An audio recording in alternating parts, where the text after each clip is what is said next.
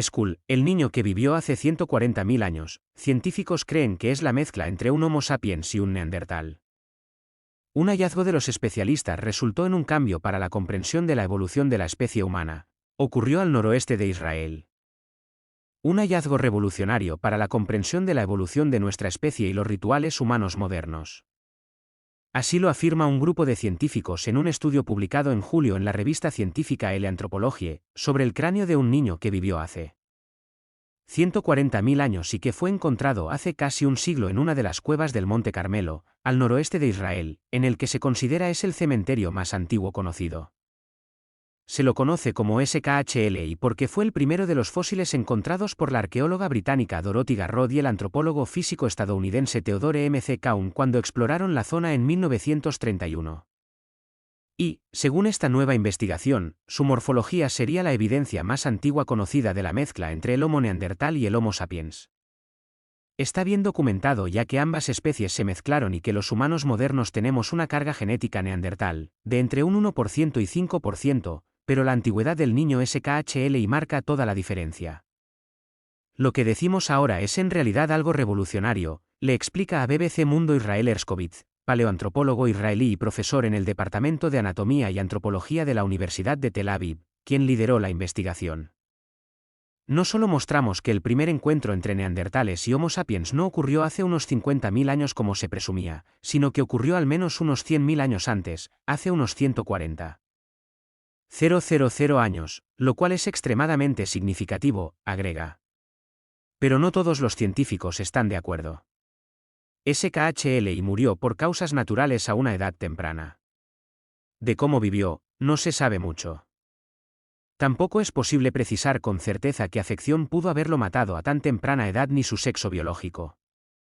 Lo que sí se sabe es que habría sido enterrado junto a otros niños y adultos en lo que se considera un cementerio colectivo y uno de los hallazgos más significativos para la paleoantropología en la zona del Levante a inicios del siglo XX. La morfología de su cráneo y su mandíbula, la que se separó accidentalmente del esqueleto durante la excavación y fue consolidada con yeso, fue reevaluada en un nuevo estudio mediante imágenes de tomografía computarizada y reconstrucciones virtuales en 3D para aclarar su asociación y su taxonomía.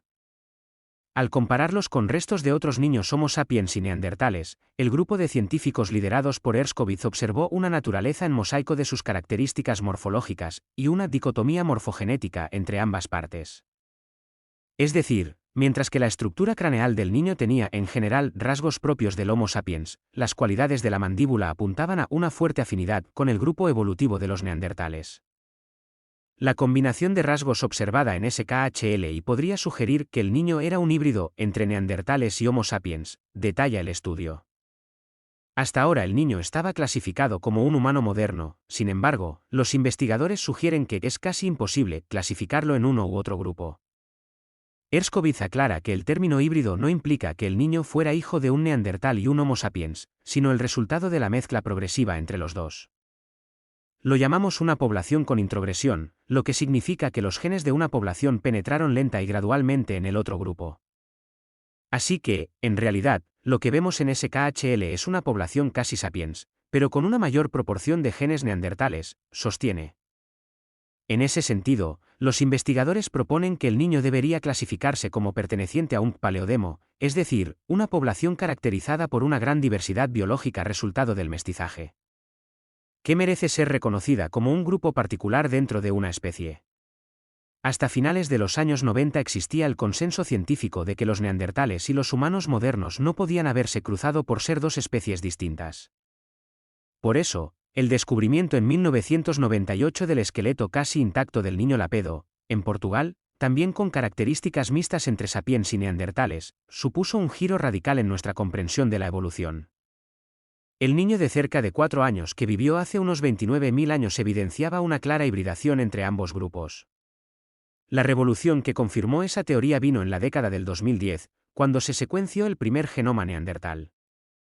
Al ser comparado con el de humanos actuales de distintas regiones, se encontró que entre un 1% y 5% del ADN de poblaciones no africanas provenía de los neandertales. Si el niño Lapedo nos hablaba de un cruce reciente en la historia de la evolución humana, SKHL y arroja luz sobre una época muy anterior. En septiembre la revista Science publicó un estudio sobre Yunxian 2, un cráneo humano de 1 millón de años de antigüedad hallado en China, que, según científicos, sugiere que el Homo sapiens comenzó a surgir al menos medio millón de años antes de lo que pensábamos. Los investigadores que publicaron sobre SKHL, y sin embargo, aseguran que ese hallazgo no se relaciona con las conclusiones de su estudio. No guarda relación con el desarrollo ni con la interacción entre Homo sapiens y neandertales en el Mediterráneo oriental. El cráneo chino es, supuestamente, muy antiguo, y con certeza no pertenece ni a Homo sapiens ni a Neandertal, dice Herskovits. No sorprende que hubiera más especies de Homo caminando sobre la Tierra durante el Pleistoceno medio y tardío, agrega Antonio Rosas, profesor de investigación del Departamento de Paleobiología del Museo Nacional de Ciencias Naturales, CSIC, de España, pone en duda algunos de los hallazgos sobre SKHLI. Para el académico, el hecho de que los investigadores se apoyen en una conjunción de una base del cráneo propia de Homo sapiens y una mandíbula congruente con la anatomía neandertal, es una mezcla que, dice, tiene poco sentido biológico. La determinación genética de la anatomía es compleja y no suele distribuirse de manera tan estanca en elementos óseos aislados, a saber, cráneo y mandíbula, agrega. Además, otro ejemplo propuesto de híbrido sapiens-neandertal, esta vez en Portugal, el lagar Velo, mucho más reciente en el tiempo, muestra una mandíbula inequívocamente de Homo sapiens, lo contrario que en SKHLI.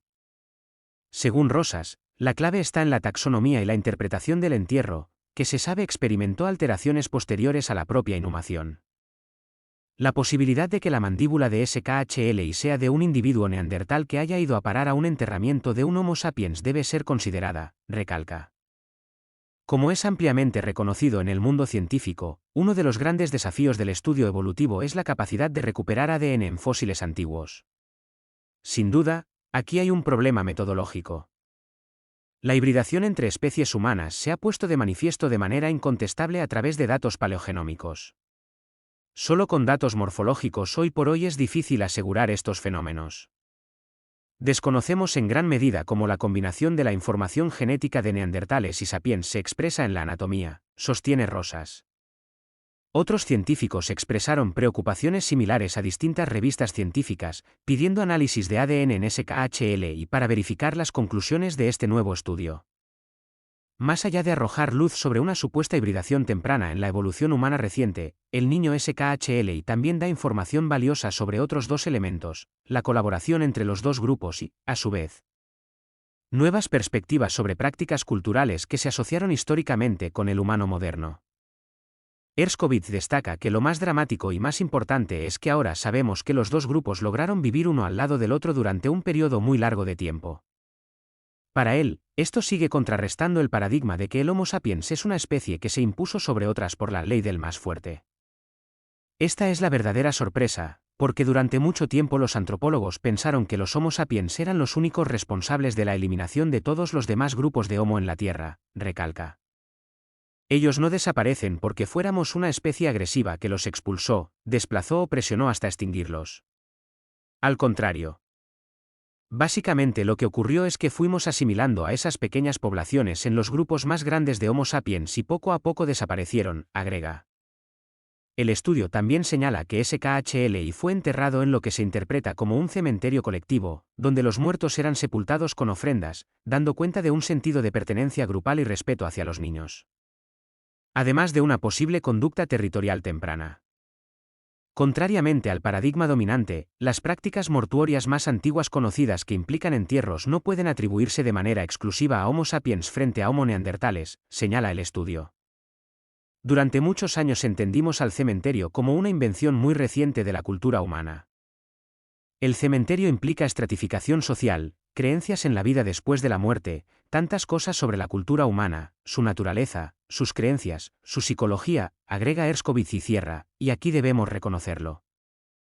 140.000 años ya los teníamos.